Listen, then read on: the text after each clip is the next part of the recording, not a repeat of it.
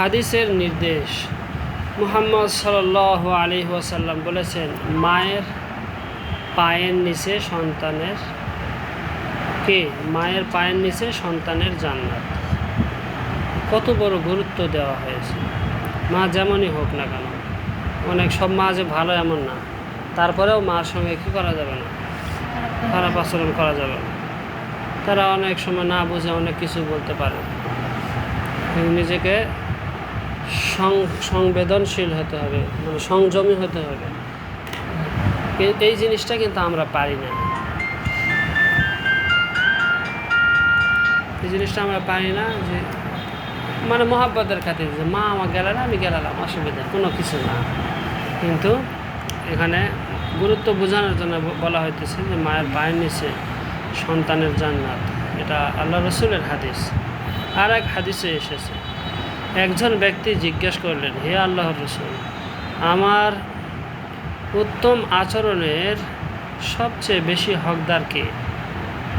মানে আমি যার সঙ্গে ভালো ব্যবহার করব। আমরা তো মনে করেন হুজুরের সামনে ভালো ব্যবহার করি, কোনো বন্ধুবান্ধব, কোনো আত্মীয় স্বজন আসলে ফেরেস্তার থেকেও ভালো হয়ে যায়, তাই না? কিন্তু আল্লাহ রসুলকে সাহাবী জিজ্ঞেস করলেন যে, হে আল্লাহ রসুল, আমার উত্তম আচরণের সবচেয়ে বেশি হকদার কে? মানে আমি সবচাইতে ভালো আচরণ কার সঙ্গে করি? হ্যাঁ, রসুল সাল্লাল্লাহু আলাইহি সাল্লাম বলেন, তোমার মা। সুবহানাল্লাহ।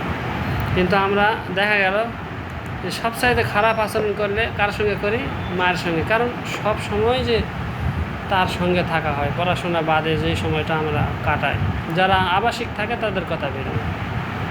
তারপরেও যে তখন মাস পরে আসে, 2 মাস পরে আসে, এসে ওই অল্প সময়টা যে বাড়িতে থাকে, ওই সময়টা মায়ের সেবা যত্ন করার সৌভাগ্য অনেকের হয় না।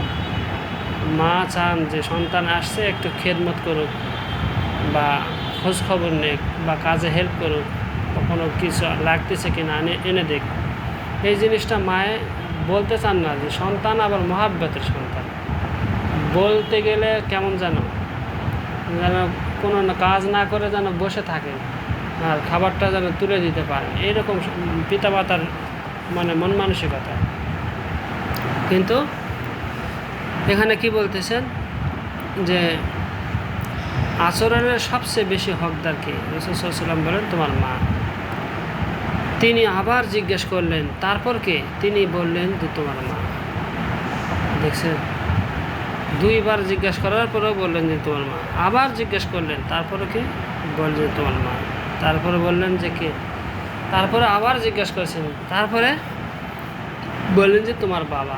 মানে আমরা তো বাবাকে দেখে বেশি ভয় পাই, তাই না?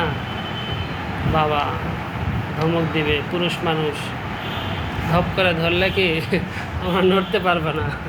মা তো আর সেটা করবেন না। কিন্তু দেখেন, হকদার কে?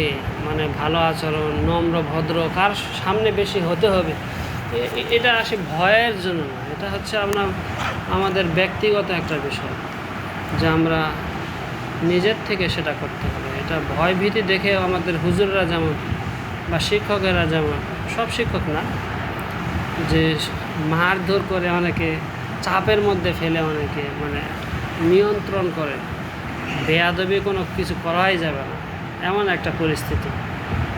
কিন্তু ওটা হচ্ছে একটা ভয়। কিন্তু আল্লাহ রসুল যেটা বলতেছেন সেটা হলো নির্ভয়ে, মহাব্বতে, যে সম্মানটা দেখাবো কাকে? হ্যাঁ, সবচেয়ে বেশি কাকে? মাকে। আল্লাহ রাব্বুল আলামিন আমাদেরকে এই একটা হাদিসে